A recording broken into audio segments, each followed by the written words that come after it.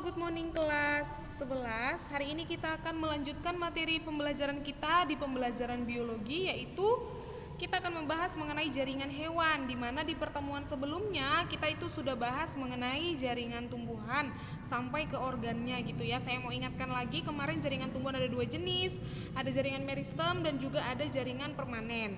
Jaringan meristem itu yang sifatnya dia masih aktif melakukan pembelahan, sedangkan jaringan permanen itu dia yang sifatnya sudah dewasa, sudah memiliki struktur dan fungsi yang khusus gitu ya. Nah, lalu kemarin itu jaringan-jaringan itu akan membentuk organ-organ pada tumbuhan, di mana organnya kemarin kita sudah bahas juga fungsi-fungsinya. Ada akar, ada batang, ada daun, ada bunga, ada buah dan juga ada biji gitu ya. Jadi hari ini kita akan melanjutkan itu materi selanjutnya adalah jaringan hewan. Nah, konsepnya itu mirip dengan jaringan tumbuhan. Jadi jaringan hewan ini juga adalah kumpulan sel-sel hewan gitu ya, sama dengan jaringan tumbuhan. Itu adalah kumpulan sel-sel tumbuhan yang juga punya fungsi dan juga struktur yang sama. Jadi kita sudah bahas kemarin mengenai selnya, kita juga sekarang masuk mengenai jaringannya, jaringan hewan. Setelah ini nanti jaringan hewan itu akan membentuk yang namanya organ ya. Jadi organ-organ pada tubuhnya hewan, termasuk pada tubuh manusia. Kenapa? Karena kita manusia itu punya sel yang jenisnya itu sel hewan ya. Next, organ-organ itu nanti akan membentuk sistem organ. Jadi nanti kita akan bahas sedikit kulit-kulitnya aja mengenai sistem organ, karena sebenarnya sistem organ ini nanti kita akan bahas lebih lanjut lagi di semester ini dan juga di semester depan.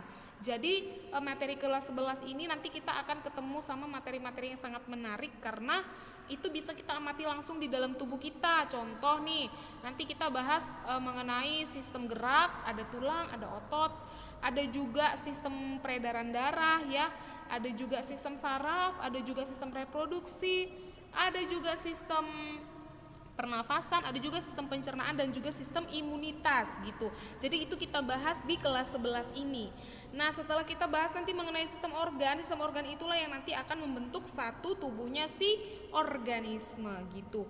Nah, jadi langsung saja di jaringan hewan ini ada contoh-contoh. Ini contoh berarti bukan ini keseluruhan jaringan yang terdapat pada hewan ya. Ini hanya contoh. Di gambar yang A itu adalah jaringan ikat, sedangkan yang B itu adalah jaringan lemak, yang C itu jaringan darah, yang D itu jaringan ikat juga. Bedanya dengan yang A itu, yang A ikatnya longgar, yang D itu jaringan ikat yang padat. Lalu yang E itu adalah jaringan tulang rawan atau kartilago, dan yang F itu adalah jaringan tulang keras ya. Lalu lanjut aja, kita langsung bahas jenis-jenis jaringan hewan. Jadi yang tadi itu kan cuma contohnya aja ya, yang ada di dalam tubuhnya hewan atau makhluk hidup atau manusia. Nah, sekarang kita bahas jenisnya itu sebenarnya secara umum ada 4. Ada jaringan epitel, ada jaringan ikat, ada jaringan otot, dan ada jaringan saraf. Tetapi di sini nanti jaringan ikat itu, jaringan epitel itu dibagi-bagi lagi. Jaringan epitel nanti ada 7 jenis, jaringan ikat nanti ada 2 jenis, ada jaringan ikat lemak dan jaringan ikat tulang. Ada 4 jenis, maaf. Ada jaringan ikat darah lagi dan ada jaringan ikat limfa. Nah, dan jaringan ikat tulang ini nanti dibagi lagi menjadi 2. Ada jaringan ikat tulang keras dan ada jaringan ikat tulang rawan gitu ya. Nah, jadi kita bahas satu persatu ini, nanti semua akan kita bahas sedikit-sedikit. Tapi kali ini di pertemuan kita hari ini kita hanya akan bahas satu dulu, yaitu mengenai jaringan epitel dulu. Nah, next, lanjut aja kita masuk ke jaringan epitel. Jaringan epitel ini ada kata epi. Epi itu artinya adalah permukaan. Jadi jaringan epitel ini sifatnya itu mirip dengan jaringan epidermis. Epitel, epidermis sama-sama punya epi. Epi itu artinya adalah permukaan. Jadi dia itu letaknya di paling yang terluar. Sama halnya seperti epidermis, karena dia terletak di tempat yang luar, maka dia susunannya rapat dan teratur karena dia mau melindungi yang ada di dalamnya. Sama halnya dengan itu jaringan epitel juga demikian. Jadi dia itu melindungi jaringan yang ada di dalamnya. Makanya nanti jaringan epitel ini susunannya dia itu rapat, jadi nggak punya rongga atau ruang antar selnya itu tidak ada. Selain itu jaringan epitel ini nanti dia tidak punya pembuluh darah, maka nanti dia mendapatkan nutrisi itu jadi dari jaringan dasarnya, karena dia itu tidak punya pembuluh darah. Seperti yang kita tahu ya, nutrisi di dalam tubuh kita itu diedarkan melalui pembuluh darah, makanya setiap bagian tubuh kita itu punya pembuluh darah, tetapi tidak dengan jaringan epitel. Jaringan epitel itu jaringan yang paling luar ini tidak punya pembuluh darah, jadi nanti dia dapat nutrisi itu dari laminanya atau dari jaringan dasarnya. Nanti saya tunjukkan yang mana jaringan dasar. Nah, inilah yang menyebabkan makanya jaringan epitel itu ketika dikoyak atau dirusak itu tidak akan berdarah. Contoh nih, pernah nggak kamu tergores, umpamanya tangan kamu nih, umpamanya tangannya tergores, ya kan, tergores. Ada kalanya dia berdarah ketika dia goresannya sudah dalam, tapi ada kalanya dia tidak berdarah. Kenapa? Karena di lapisan itu belum ada pembuluh darah, berarti itu masih termasuk jaringan epitel ya, karena di jaringan epitel tidak terdapat pembuluh darah gitu ya. Nah, next, jaringan epitel ini yang melapisi tubuh itu ada 3 jenis. Ada yang disebut epitelium, ada yang disebut mesotelium, dan ada yang disebut endotelium. Bedanya apa? Kalau dia epitelium itu yang membungkus lapisan luar. Nah, kalau dia meso itu yang membungkus lapisan rongga. Sedangkan kalau endo itu dalam, berarti dia yang membungkus bagian organnya gitu ya. Sekali lagi, yang bagian luar itu namanya epitelium. Kalau dia bagian rongga berarti kan dia ada di tengah, itu namanya mesotelium. Kalau dia yang di bagian dalam organnya itu yang disebut dengan endotelium. Nah, jadi epitelium, mesotelium, dan juga endotelium itu termasuk jaringan epitel semuanya. Cuman dia dibedakan namanya itu berdasarkan letaknya gitu ya.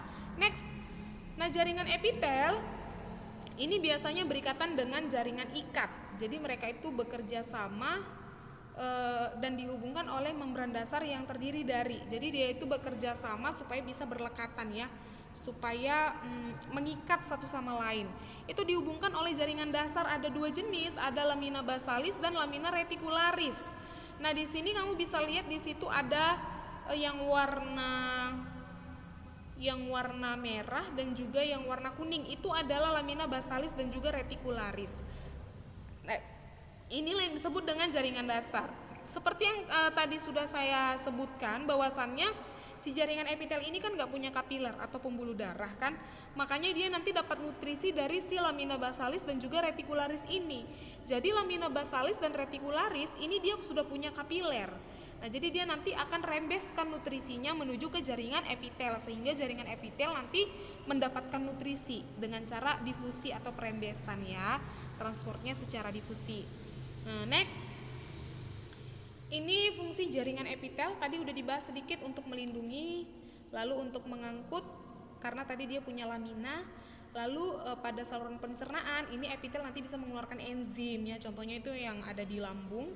Epitel pada lambung bisa mengeluarkan enzim yang membantu proses pencernaan di lambung gitu. Begitu juga dengan yang di usus gitu ya. Nah, ini ada macam-macam jaringan epitel. Sebenarnya jaringan epitel itu dibagi menjadi 4 secara umum. Berdasarkan strukturnya ada 4. Ada jaringan epitel pipih, ada jaringan epitel silindris, ada jaringan epitel kubus, ada jaringan epitel transisi. Nah, ini apa? Kalau dia pipih berdasarkan namanya berarti bentuknya dia pipih dan dia punya nukleus itu letaknya di tengah. Kalau dia yang silindris itu bentuknya batang, juga punya nukleus letaknya tapi di dasar ya, agak ke bawah. Lalu kalau jaringan kubus ya berdasarkan namanya berarti bentuknya kubus, itu letak nukleusnya juga nanti ada di tengah.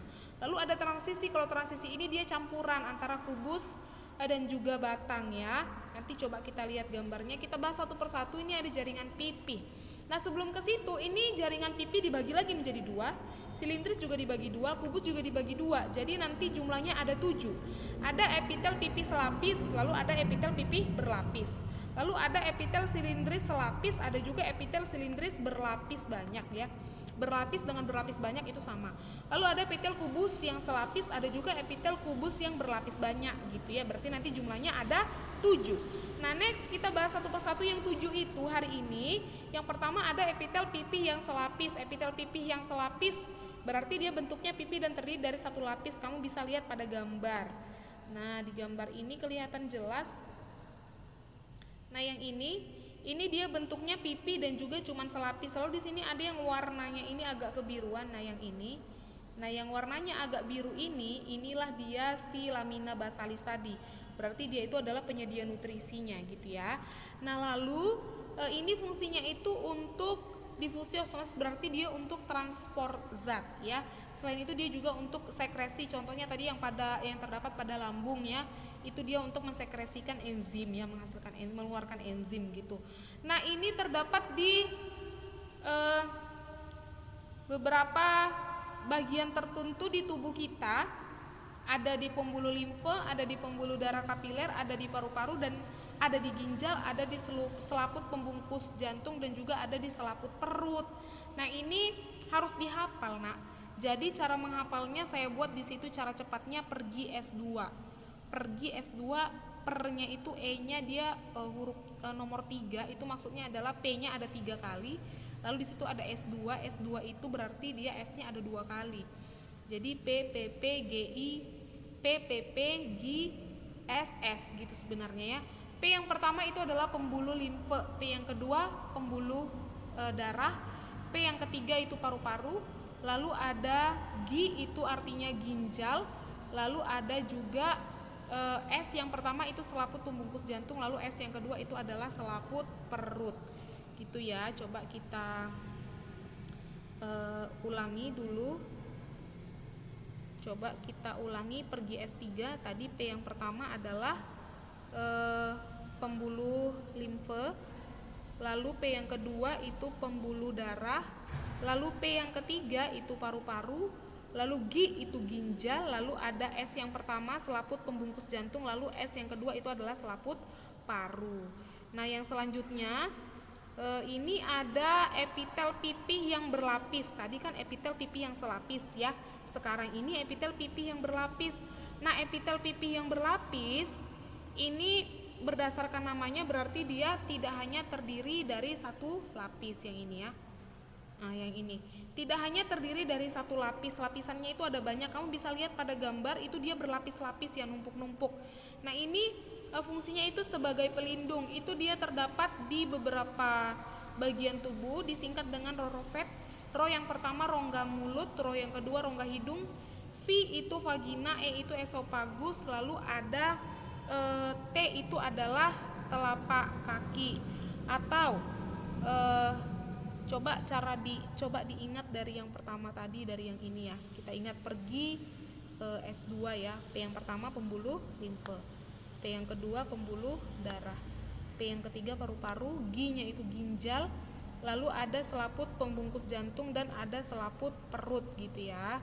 Nah, sedangkan ini rorofet, coba ada rongga hidung, ada rongga mulut, ada vagina, V vagina, lalu ada E esofagus, lalu ada telapak kaki gitu ya, rorofet. Nah, ini yang ketiga, ini epitel kubus yang selapis, fungsinya itu sebagai pelindung dan juga sekresi. Biasanya jarang sih ditanya fungsi, biasanya ini Nak keluar itu yang ditanya letaknya. Nanti contoh dia kasih tahu yang terdapat di testis itu jaringan apa aja gitu. Nah, salah satunya inilah epitel kubus yang selapis gitu. Jadi kita harus tahu ini letaknya ada di mana-mana aja. Nah, kalau yang epitel kubus ini rene KPT. Cara mengingatnya, re itu retina, ne itu nefron, K itu kelenjar tiroid, lalu P itu permukaan ovarium, lalu T itu adalah si testis. Rene KPT, coba diulangi. Re itu adalah retina, ne itu adalah nefron, K itu adalah kelenjar tiroid, rene KP, P itu adalah permukaan ovarium, lalu T itu adalah testis ya, rene KPT. Ini yang kubus yang berlapis banyak. Cara mengingatnya PT fokus minyak. P itu adalah permukaan ovarium, T itu testis, Vo itu adalah folikel ovarium, lalu yang K itu adalah kelenjar keringat, yang S itu saluran kelenjar minyak. S minyak ya, saluran kelenjar minyak. Jadi P sekali lagi permukaan ovarium, T-nya testis, Vo-nya itu folikel ovarium, K-nya itu kelenjar keringat, S-nya itu adalah saluran kelenjar minyak. S minyak, saluran kelenjar minyak. Coba kita ulangi.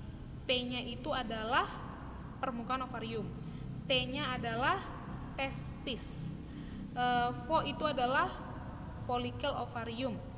Lalu ada kus, K-nya itu adalah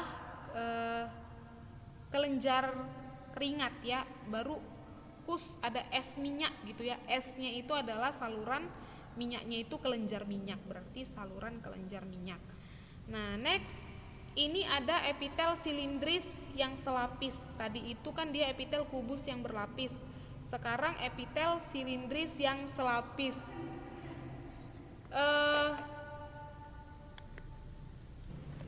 Nah, untuk yang epitel silindris selapis ini kalau joker, K-nya itu adalah kantung empedu, L-nya lambung, U-nya usus, J-nya jonjot usus, lalu Ker-nya itu kelenjar pencernaan.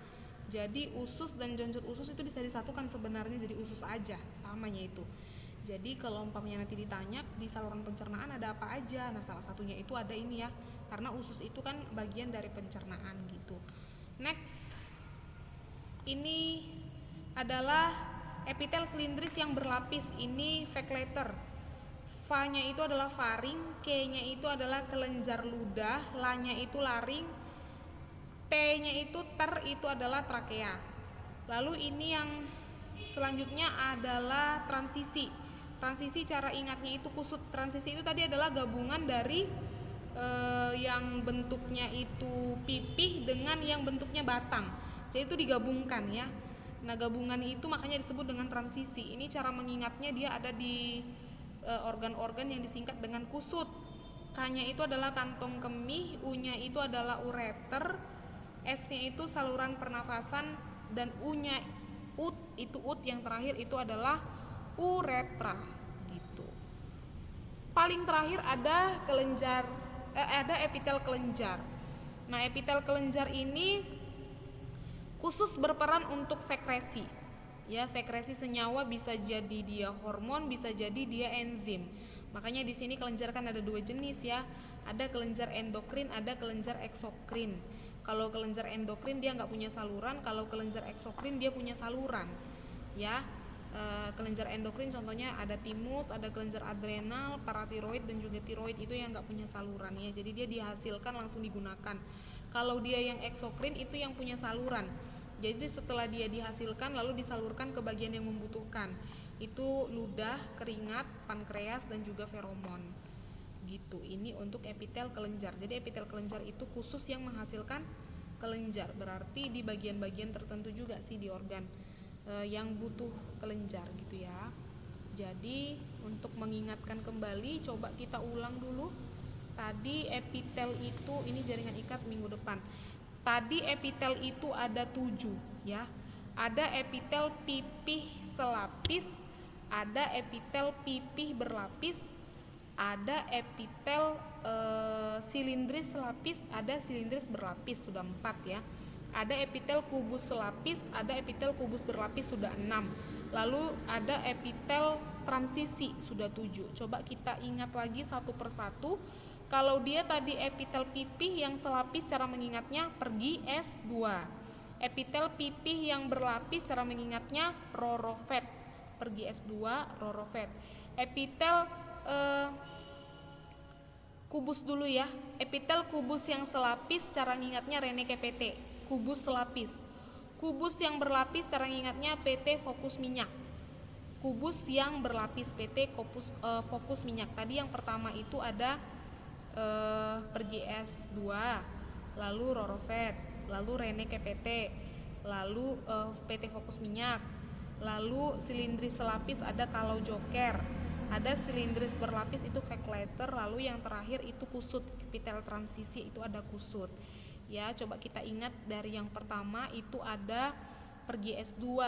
Pergi S2 P yang pertama adalah pembuluh, boleh pembuluh darah, boleh pembuluh limfa, boleh paru-paru. Pembuluh darah, pembuluh limfa, paru-paru gitu ya. Lalu ada pergi, G-nya itu adalah ginjal. S2, S-nya ada 2 kali, berarti S yang pertama selaput jantung, S yang kedua selaput perut. Sekali lagi, pembuluh darah, pembuluh limfa, paru-paru, ginjal, selaput jantung dan selaput perut gitu ya. Itu untuk epitel pipi selapis. Epitel pipi berlapis ada rorofet, rongga mulut, rongga hidung, vagina, esofagus, sama telapak kaki. Rongga mulut, rongga hidung, vagina, esofagus, dan telapak kaki, rorofet. Lalu ada kubus selapis, itu ada rene KPT, retina mata, ne itu nefron, K itu kelenjar tiroid, P itu permukaan ovarium, lalu T itu ada testis ya, rene KPT. Retina, nefron, kelenjar tiroid, permukaan ovarium, sama testis. Lalu yang selanjutnya kubus berlapis itu ada PT fokus minyak. PT fokus minyak, P-nya itu permukaan ovarium, T-nya testis, V-nya itu folikel ovarium, K-nya itu kelenjar keringat, lalu S minyaknya itu adalah saluran minyak. Kelenjar keringat, saluran minyak, berarti permukaan ovarium, testis, folikel ovarium, kelenjar keringat, dan saluran kelenjar minyak gitu. Next ada silindris selapis, itu kalau joker. K-nya itu kantung empedu, L-nya itu lambung, kalau U-nya itu usus, Jo-nya itu jonjot usus, Ker itu adalah kelenjar pencernaan. Lalu ada silindris berlapis banyak, itu vakelater. Va-nya itu adalah faring, K-nya itu adalah kelenjar ludah, La-nya itu adalah laring, Ter itu adalah trakea. Lalu yang paling akhir itu ada epitel transisi gabungan ya. Ini ada kusut. K-nya itu adalah kantung kemih, U-nya adalah ureter, S-nya itu adalah saluran pernapasan, ut itu yang terakhir itu adalah uretra. Oke. Demikian yang bisa kita bahas pada hari ini, dihafal sedikit demi sedikit, kemungkinan nanti di pertemuan selanjutnya saya akan tanya. Jadi harus ingat ya nak, itu yang 7 tadi harus diingat. Nah, jadi setelah ini silakan kamu buat catatan berupa review materi, itu berupa catatan, silakan buat di buku catatan. Lalu seperti biasa silakan kirimkan ke Google Classroom. Oke, demikian pembahasan materi kita pada hari ini. Bila ada yang kurang jelas, boleh nanti langsung dijapri dan ditanyakan ke saya. Terima kasih, selamat belajar, salam sehat.